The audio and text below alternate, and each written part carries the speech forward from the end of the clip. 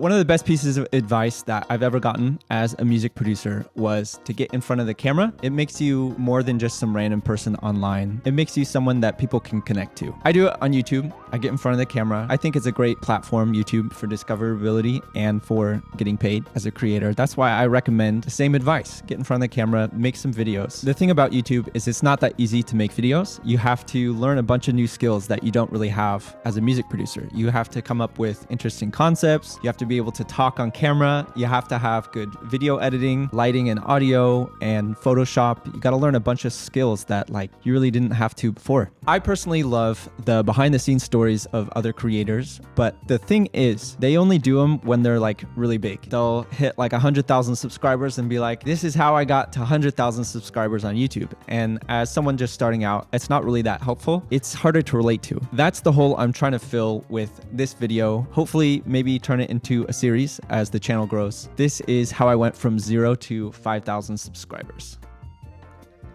Milo came to say hi. It's going to be 3 parts, a little history on my channel, some tips I have, things I've learned, and then do a Q&A. So this is what it looks like behind the scenes. This is my very first video. The history of my channel is 3 parts: finding my bearings, doubling down, and then I branched out. In this first part 1, finding my bearings, I posted 27 different videos, all of them in music production, but they were all a little bit different. I actually started trying to make these producer YouTube videos, the ones that I make now, making a beat with a 100-year-old instrument, a bebop bop song, but it's a little Uzi Vert beat. So it's just a bunch of random stuff. And then I transitioned to be sort of short clip things, about 30 seconds. And then I came back around on making YouTube type videos. So in all of that, you can kind of see that I'm just trying a bunch of random things until I made a random video making a hyperpop beat from scratch, Ableton Live.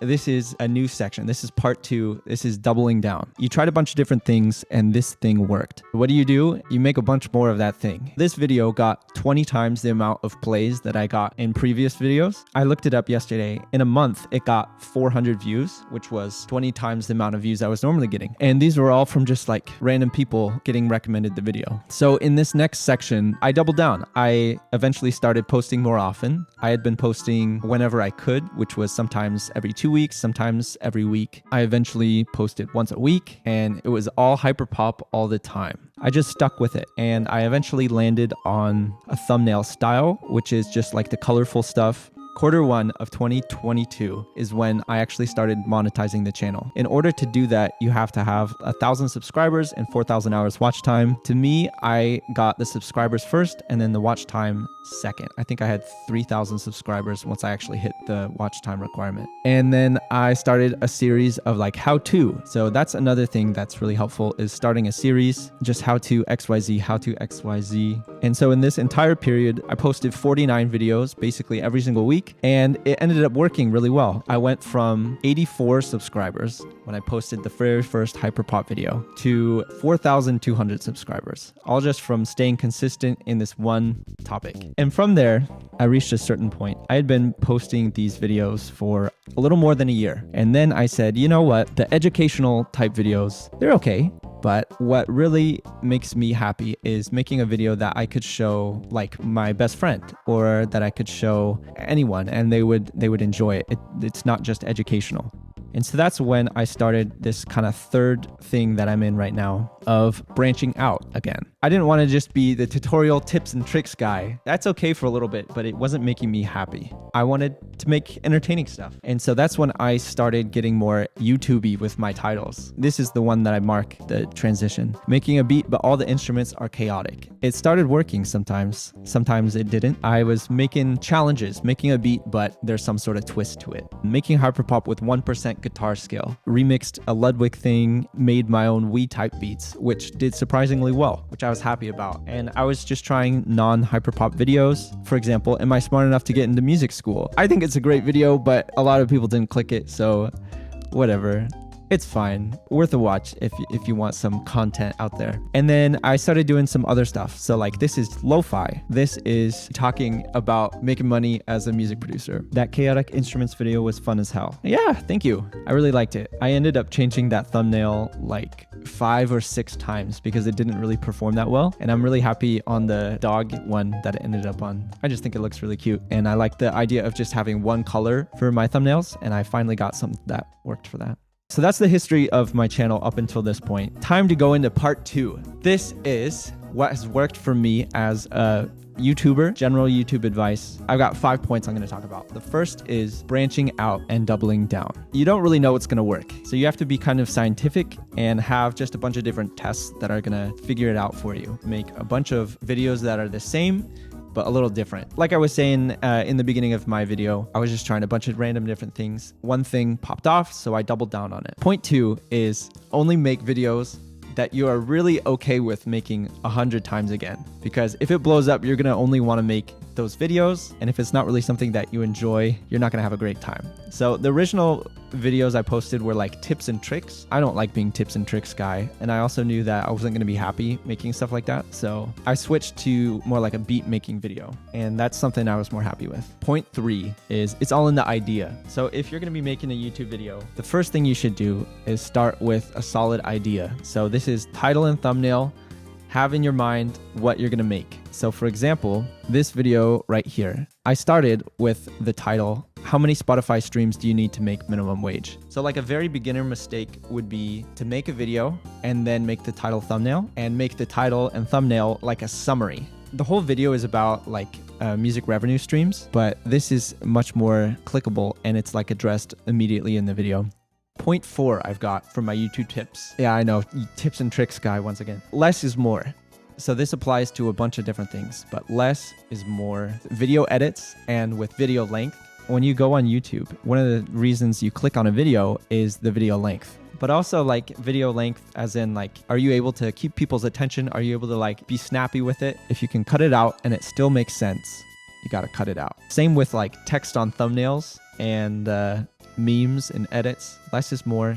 Be tasteful about it. Point 5 I've got is probably the biggest one and something no one really talks about. You've got to fail a lot at the beginning. You're going to sit in front of a camera when you're doing this. You're not really going to know what to say. And you're going to go into iMovie, load your file up, and you're going to watch yourself talking to the camera. And it's going to be so cringy. It's going to be so bad. But that's a good thing. You're programming in your brain the good things and the bad things. And then the next time you make a video, your video 2, some of that's going to be internalized to the point where your 50th video, all of this is going to be in your head. You're not going to be making the same mistakes you were making at the beginning. And that's because you have like a really good feedback loop of sitting and watching your entire video raw and knowing what's going to work and what's not going to work. You eventually internalize all the editorial decisions that you make when you're editing, and you become better on camera, better presenting, but it requires a lot of reps. You've got to fail a lot at the beginning. That's my 5 tips. Let's go to the third part. This is going to be a Q&A.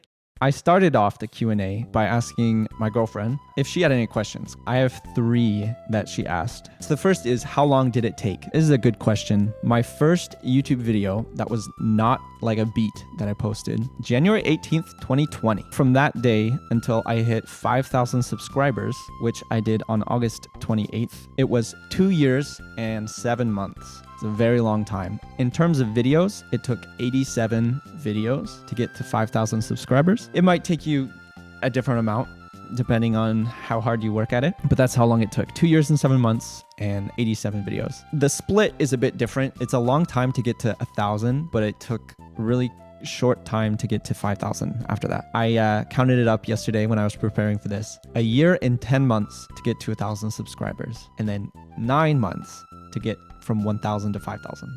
Second question, how much time do you devote to it? Is it more of a hobby or is it a bigger commitment than that? This is something I can answer with 100% certainty because I track all of the time I spend. I'm meticulous about this. Timery is the app I use. It's run through Toggle if you're really interested in that. I track every single second of my work, and I usually work 7 days a week. I take the occasional day off. These are the numbers just for YouTube, by the way, not including the work I do for my website or my other job. How much time I spend on YouTube. I've spent 1,072 hours in the 283 days so far. And so if you do the math on that, because I work basically every day, that's 3 hours and 47 minutes towards YouTube, or 26 hours each week. In 2021, however, when I was taking this a little bit less seriously before I kind of doubled down and started posting once a week, I was spending 2 hours, 5 minutes every day, which totaled out to 15 hours per week. Once it started popping off, yeah, it became more than a hobby. At 5K with an online store, the money still isn't enough to be full-time, and I still put effort into growing the channel because I know that one day it could be. That's why I'm spending 26 hours each week on YouTube. Third question. This is a really good one. How long did it take to feel confident in the job that I have? Before I identified as a YouTuber, before I would bring it up in conversation if someone asked about it, it took until I hit about 1,000 subscribers. That's when I started to feel more confident. That's when I said, yeah, I do YouTube. And that was about 2 years into it. So I didn't really tell that many people. However, with confidence, I do think that if you do make YouTube, you have to be 100% confident in the videos that you put out. Like if it's not good enough to send to your best friend or like watch in front of your best friend, then you should go back and edit it or go back and reshoot it. Obviously, when you start out, like things are going to be rough. They'll be a bit more accepting. Like it's not going to be that great, but make sure your videos are good enough before you put them out. That's super important. I'll go and check some questions that were submitted.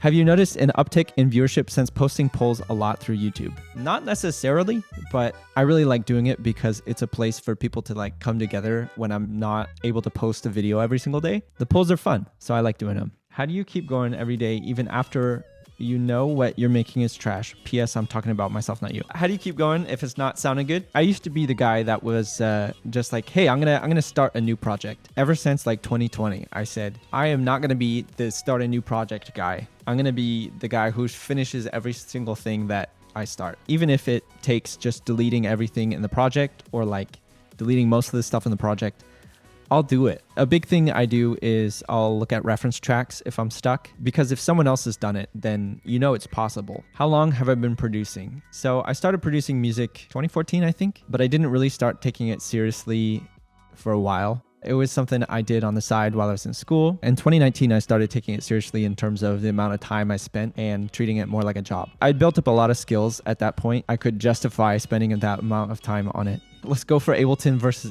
FL Studio talk. I'm trying to keep this about YouTube real quick. People are the same everywhere. Okay, so FL versus Ableton is one argument for music producers. But for video editing, it's like Final Cut versus Premiere Pro or whatever the Adobe one is. There's something to buying a piece of software that you know you're going to get every single update with, and it is just a flat rate. And so that's what Final Cut is. That looks like all the questions. I hope you enjoyed the video. Thanks so much for watching. I'll maybe do another one of these at 10K. We'll see.